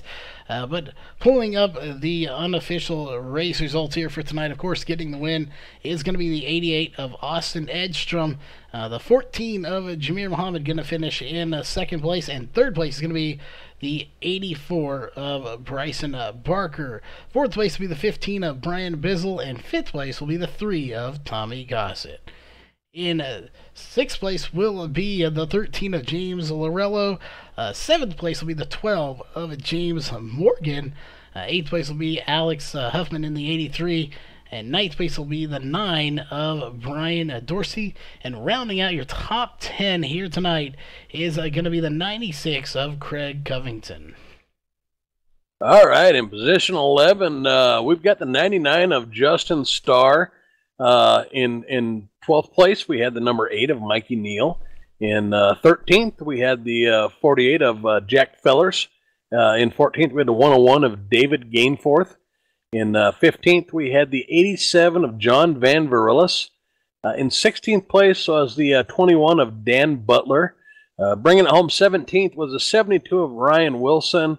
In 18th place, running out of gas on that was Patrick Pylon in the 45 truck. In 19th place, we had newcomer to the league, the 24 truck, Donnie Gatton. In 20th place, we had the 11 of Dennis Ellis. And in 21st place, we had the 5 of Brandon Dorsett. Not making the race tonight was the 47 of Trevor Graffam and the 2 of Jared Hagedorn. Yeah, unfortunate. Didn't make it here tonight, having some connection issues. So that is unfortunate for him. We do want to thank everybody for tuning in here tonight on the new channel here. We do want to thank all the sponsors, of course. One, of course, Walls Beard Co.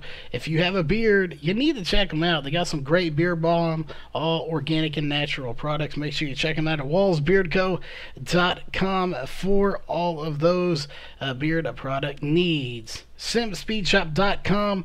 If you are an iRacer, you're going to need a button box. They can customize it for you, especially with Rallycross just coming out. They have some new e-brakes, so make sure you check that out as well. Northwest Racing Series, again, they are the official One Lap to Go sponsor here for the channel, so make sure you definitely check them out. Whether you're watching their races here on the channel on Thursday nights or Monday nights, make sure you definitely check them out. And if you are in the Northwest Club here on iRacing, definitely check them out. Looking to possibly join in that if you're looking for some great racing. Always a blast to cover all of that. And of course, we have Ohio IndyCar League. If you're looking to get into some great IndyCar racing, check them out at Ohio IndyCar League, no longer just taking Ohio club members. iBog, iRacing Broadcast Overlay and Graphics. They are your sim broadcast graphics source. Check them out at ibog.co for all of those great stuff. And last but not least here on the No Excuses TV side of things, that is the Hershey Design Company. Make sure you check them out. If you have a iRacing account and you race, well, you're going to need a paint job, so make sure you check them out for that. And of course, on the racing side of things, we have a Global Building Contractors. They are a general sponsor for this series and a title sponsor for the Xfinity series.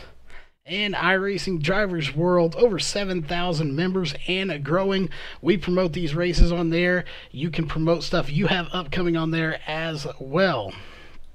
And, of course, the presenting sponsor for this series here is Leo's Coney Island in Rochester Hills. Make sure if you are in that area, you check them out for some great food. We've looked over their menu. We couldn't read it all here. It is a lot of great food. So make sure you check out, again, Leo's Coney Island in Rochester Hills for all of their great stuff. That being said, we are just about done here. Jeff, any final words before we sign off for the night? Yeah, 120 green flag laps tonight. Just phenomenal racing from a crew that always puts on a fantastic show. Just so glad to be a part of No Excuses TV here with you guys tonight, and part of the Racecore broadcast family. So always a pleasure. Indeed, we're definitely glad to be here covering this race, and we got some more races coming up this week. We do have the SRA Global Rallycross race. That is the season finale coming up tomorrow night, followed by Upper Edge Racing. So definitely be checking that out. And of course, we can't forget Thursday night we do have the Northwest Truck Series coming up. Going to be some great racing there as well. That being said, we are done here for the night. So we'll see you at the next race tomorrow night. 2 races coming up. So as always, on behalf of Racecore and No Excuses TV, we'll see you at the next race.